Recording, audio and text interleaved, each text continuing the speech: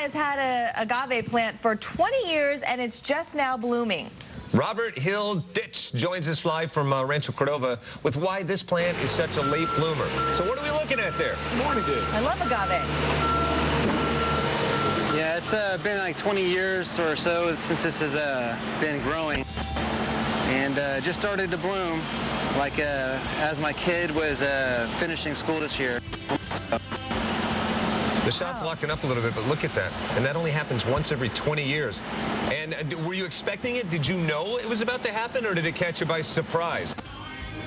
Well, to be honest with you, last year I noticed a small plant or a suckling or a small one of the agaves did bloom, so I had a feeling that this year was going to be the year for it to start blooming.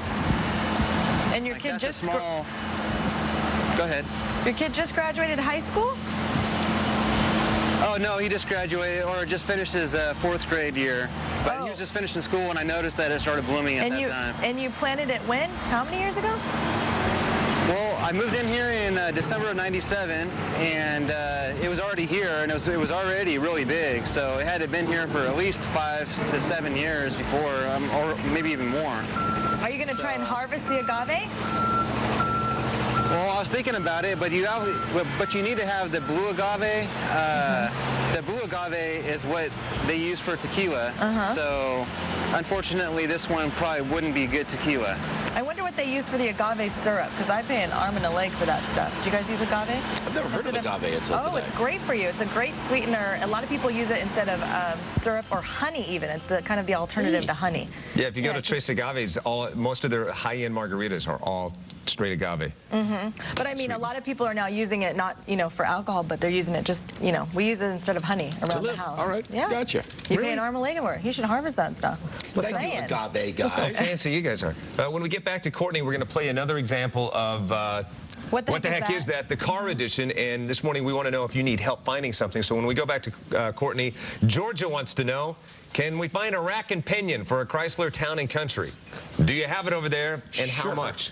No problem, Georgia. Now, when you were in the starving portion of your radio career, did you ever fix your own car, or did you ever have to do the pick and pull thing? I got to tell you the worst thing I ever did. One time I could not own a new car. I didn't qualify for a car, but somehow I got a dealership to say that they would sell me a new Camaro about 1978. Right. This is where God steps into your life and says, you're not ready for this. I was driving an Opel, a really awful car, and I was going to trade it in on this Camaro that I couldn't afford. So I went to the little self-service place to wash and vacuum out the car.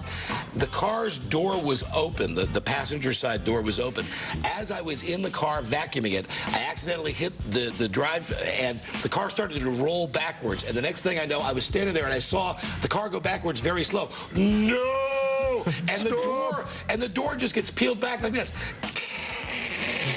And that was my sign from the Almighty that I should not get that car. And then I had to go, yes, thank you, God, it had to be a good thing. I had to go out and find a door. You've tried to find a door to fit a 1972 Opel in Indianapolis.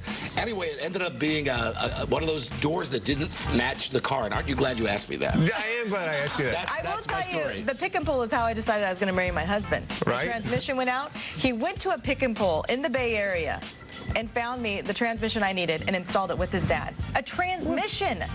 Although the dumbest thing I ever did That's when at one of the those Almighty places, intervenes and says, oh. when I was working in the Midwest, it was cold outside, like 15 degrees. I went to one of those self-serve car wash things with a bin, and I was standing outside doing the shh on my car, and when I got done I realized it's frozen over.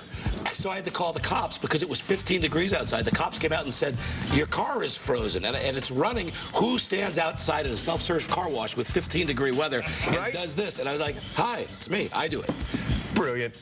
Aren't you glad you asked? You didn't really ask. Well, I did ask. I wanted to know. You know what I am? And also we had 30 seconds to fill in. Don Geronimo did it. Time filler. Today on KHTK, we're going to have a fabulous discussion about which historical figures may have enjoyed the weed, including Abraham Lincoln and William Shakespeare. And also we're going to play Stump the Stoop. That's today on KHTK. Abraham Lincoln? That's what I hear. I hear he was into the wacky tobacco. So it was like... More score.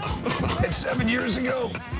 Something like that. Maybe. Something like that. Is it possible for a person to hold a job in all 50 states? We're going to meet a guy who has, and even wrote a book about it, a bestseller. He uses a cornfield to display his art. New at 8, we'll meet a pilot who's been making large-scale pieces of art using the earth as his canvas.